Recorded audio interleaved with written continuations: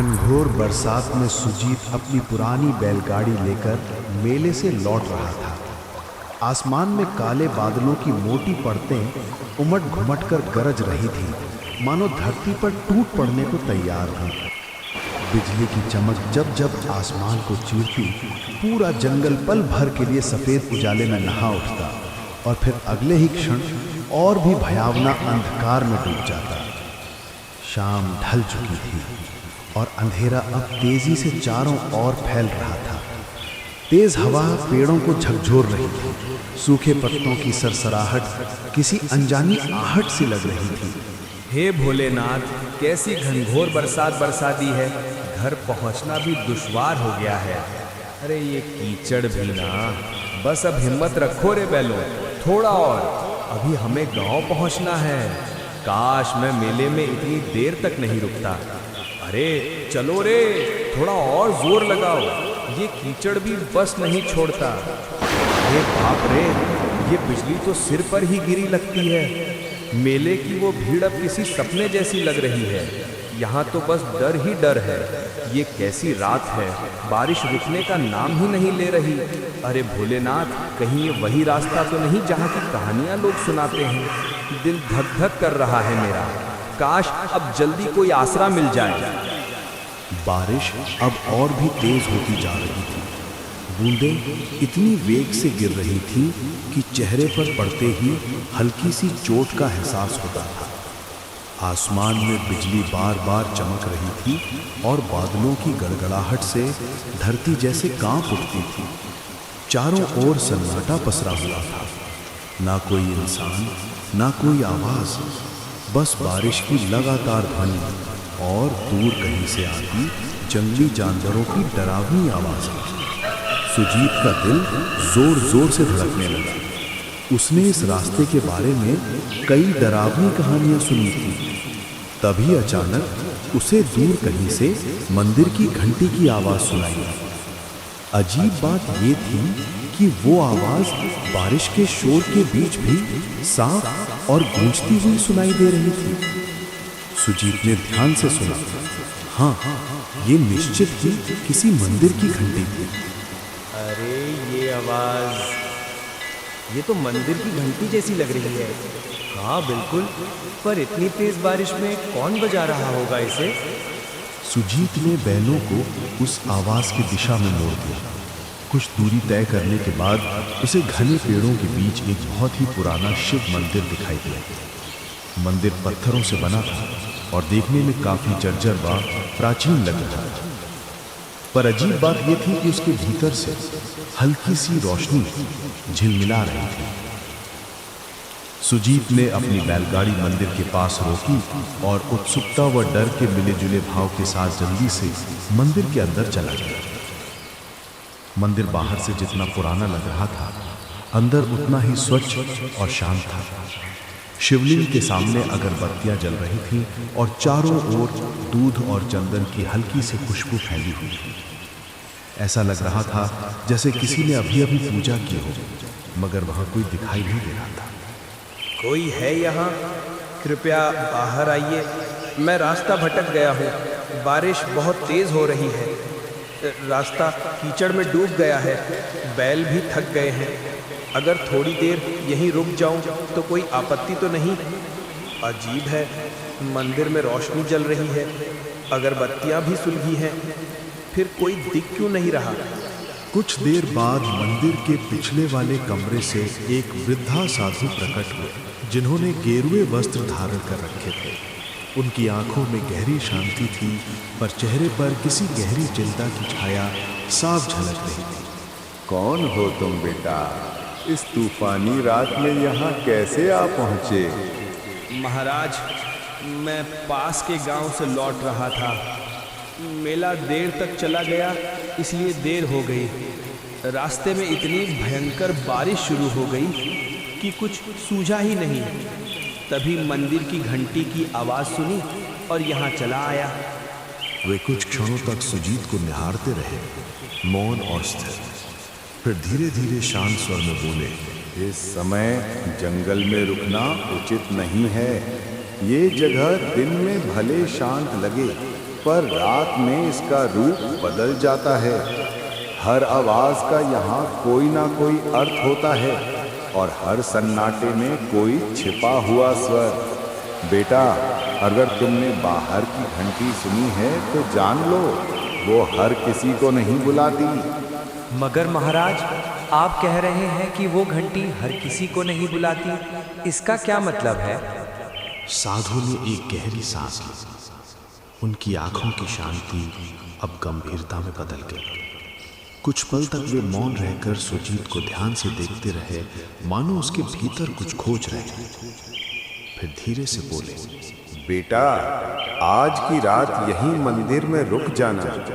बाहर तूफान अभी थमने वाला नहीं है, मगर मेरी बात ध्यान से सुन।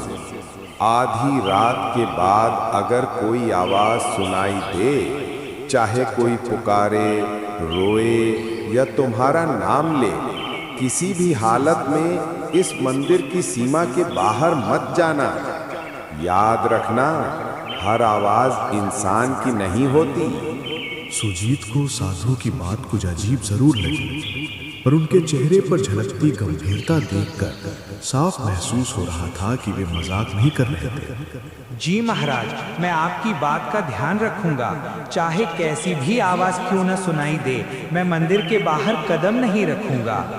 उसने मन ही मन सोचा कि शायद रात में यहाँ जंगली जानवर आ जाते होंगे, इसलिए साधु महाराज उसे डराकर सावधान करना चाह रहे थे। साधु ने उसे पास के एक कोने में बैठने के लिए कहा। फिर वे अंदर चले गए और थोड़ी देर में एक थाली में कुछ ताजे फल लेकर लौटे। लो बेटा, ये कुछ ताजे फल खा लो। रास्ता लंबा था, शरीर को आराम और भोजन दोनों की जरूरत है। बाहर तूफान है, इसलिए आज यहीं ठहर जाओ। भगवान शिव की शरण में हो, चिंता मत करो, सब ठीक रहेगा। सुजीत ने शांति से फल खाए और पानी पिया। साधु महाराज ने उसे एक पुरानी चटाई और कंबल दिया ताकि वो आराम कर सके। सुजीत ने श्रद्धा से भगवान शिव को प्रणाम किया और मंदिर के कोने में जाकर लेट गया। थकान के मारे उसकी आंखें धीरे धीरे बंद होने लगी। बाहर रात अब और गहरी हो चली थी। बारिश अब भी जोरों पर थी और हवाएं मंदिर की दीवारों से टकराकर सनसनाती हुई गुजर रही थी। सुजीत नींद में जाने ही वाला था कि अचानक उसे एक अजीब सी आवाज सुनाई दी। पहले तो वो बहुत धीमी थी, पर कुछ ही पलों में वो आवाज धीरे धीरे तेज होती चली गई। सुजीत बेटा, बाहर आ जा। देख, मैं यहाँ हूँ। डर मत, मैं तेरी माँ हूँ। तू इतनी देर से लौटा नहीं, मैं तुझे ढूंढती ढूंढती यहाँ तक आ गई। बेटा, बस एक बार बाहर आ जा। देख, तेरी माँ तुझे बुला रही है। मेरे पास आ जा सुजीत, तू मुझे पहचानता है ना? मेरी आवाज़ सुन बेटा, मैं तुझसे मिलने आई हूँ। सुजीत, मेरी बात सुनो बेटा, मैं बड़ी मुसीबत में हूँ। कोई मुझे यहाँ से ले जाओ, वरना मैं बच नहीं पाऊंगी। तू तो मेरा साहसी बेटा है ना? बस एक बार बाहर आ जा, मुझे तेरी ज़रूरत है। देख, मैं यहीं तेरे मंदिर के बाहर खड़ी हूँ, ठंडी बारिश में भीग रही हूँ। जल्दी आ बेटा, मुझे बचा ले। सुजीत की आंखें अचानक खुल गईं। वो चौंक कर उठ बैठा। उसके चारों ओर सन्नाटा पसरा था, पर वो आवाज अब और स्पष्ट सुनाई दे रही थी। अजीब बात ये थी कि वो आवाज किसी और की नहीं, बल्कि उसकी अपने माँ की आवाज जैसी लग रही थी। ये आवाज माँ की लग रही है, लेकिन माँ यहाँ कैसे हो सकती है? नहीं, ये सच नहीं हो सकती। वो तो गांव में थी, पर अगर सच में वो हैं, तो मैं कैसे अंदर बैठा रहूं? हे शिव शंकर, अब मैं क्या करूं? बाहर जाऊं या नहीं? सुजीत का दिल जोर जोर से धड़कने लगा, मानो उसकी छाती से बाहर निकल आएगा। डर और जिज्ञासा दोनों उसके मन में एक साथ उमड़ने लगे। सुजीत उठ खड़ा हुआ और धीरे धीरे मंदिर के दरवाजे की ओर बढ़ने लगा। उसका हाथ दरवाजे की ओर बढ़ रहा था, जबकि मन भीतर से कह रहा था, शायद बाहर अगर माँ है और अगर सच में उन्हें एक मदद चाहिए तो मैं कैसे न जाऊं। तभी अचानक किसी ने उसका हाथ कसकर पकड़ लिया। सुजीत सिहर उठा, पीछे मुड़ा तो देखा साधु महाराज उसके पीछे खड़े थे। उनकी आंखों में गहरी गंभीरता और एक अनकहा डर झलक रहा था। रुको बेटा, एक कदम भी बाहर मत रखना। मैंने तुम्हें पहले ही चेतावनी दी थी। जो आवाजें बाहर से आती हैं वे इंसान की नहीं होती, चाहे वो तेरी माँ की ही क्यों ना लगे। महाराज, पर वो तो सच में मेरी माँ की आवाज थी। वही पुकार रही थी मुझे, कह रही थी कि वो मुसीबत में है। अगर सच में वो हैं तो मैं उन्हें ऐसे कैसे छोड़ दूं? वो तेरी नहीं है, ये छाया तुम्हारे मन को पढ़ लेती है बेटा। ये उसी की आवाज निकालती है जिसके लिए तेरे दिल में सबसे गहरा प्रेम हो। ये जानती है कि तेरे मन में अपनी माँ के लिए कितना स्नेह है, इसलिए उसी का रूप धारण करके तुझे बुला रही है। कई यात्री इसके इस छल में फंस चुके हैं और फिर कभी लौटे नहीं। सुजीत बेटा, तो मुझे क्यों नहीं सुन रहा? सिसकियों की आवाज हवा में घुलती है। मैं बहुत दर्द में हूँ। तेरी माँ हूँ मैं। देख, मैं यहीं बाहर हूँ, बारिश में भीग रही हूँ। रोने की धीमी टूटी हुई आवाज सुनाई देती है। मुझे अकेला मत छोड़ बेटा, बस एक बार बाहर आ जा। अगर तू नहीं आया तो मैं बच नहीं पाऊंगी। साधु महाराज, छोड़ दीजिए मुझे। वो मेरी माँ है, उनकी आवाज मैं पहचानता हूँ। आप समझ नहीं रहे, वो मुसीबत में है। मुझे उनकी मदद करनी ही होगी।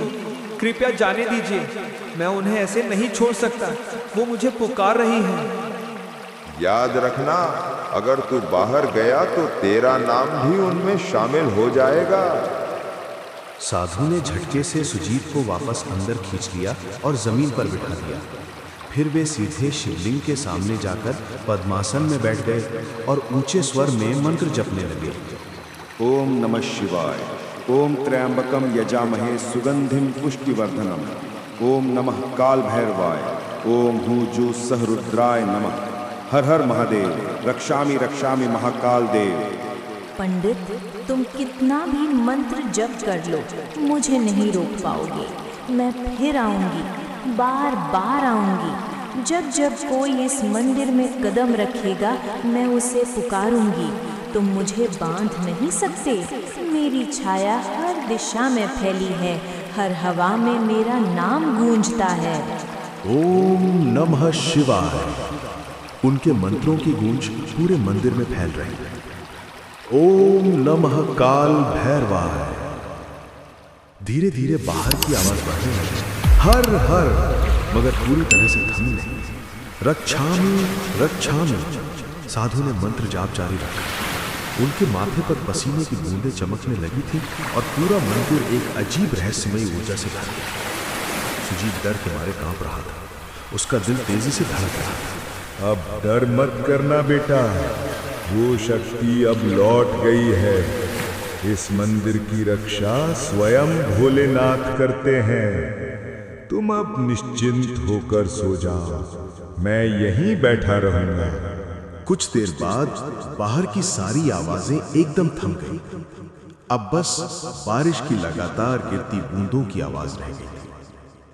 सुजीत कांपते हुए वापस अपनी चटाई पर लेट गया, मगर उसकी आंखों में नींद कहां थी। वो पूरी रात जागता रहा। जब सुबह की पहली किरण मंदिर के अंदर पहुंची तो सुजीत धीरे धीरे उठा और बाहर निकल आया।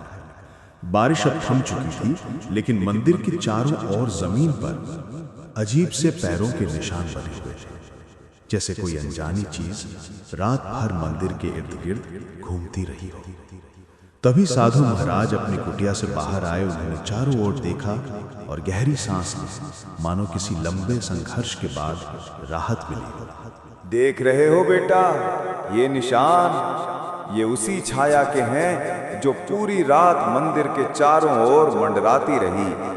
वो कोशिश कर रही थी कि तुम्हें बाहर खींच ले जाए, तुम्हारे मन के प्रेम का इस्तेमाल करके तुम्हें अपने जाल में फंसाए।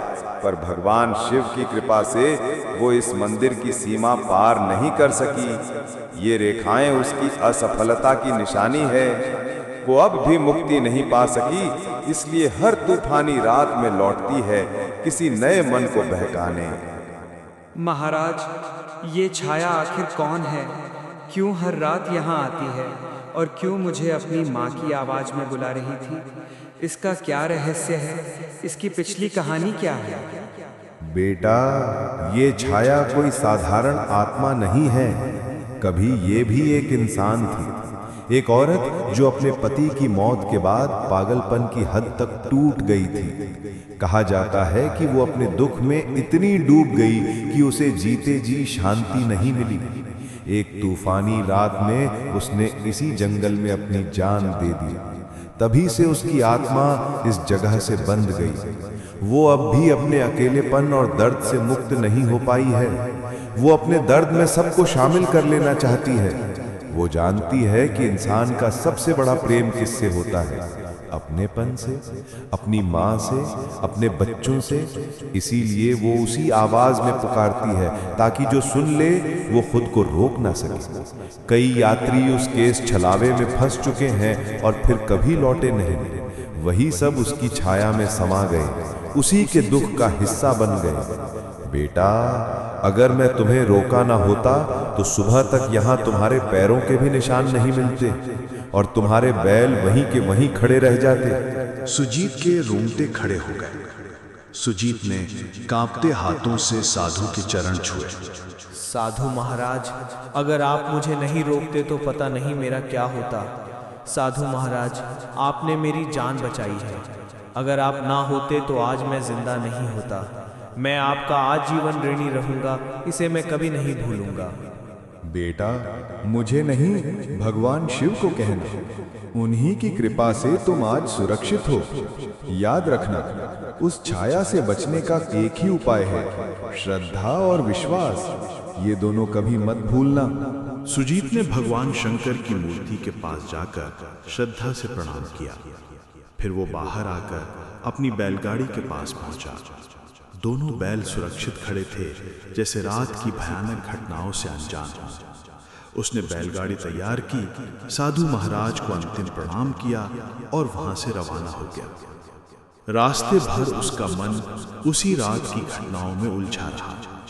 वो आवाज कितनी सच्ची, कितनी जीवंत लग रही थी। उसे एहसास हो रहा था कि अगर साधु महाराज ना होते तो शायद आज वो जिंदा ना होता। सुबह की सुनहरी धूप अब पेड़ों की पत्तियों पर चमक रही थी। दोपहर तक सुजीत अपने गांव पहुंच गया।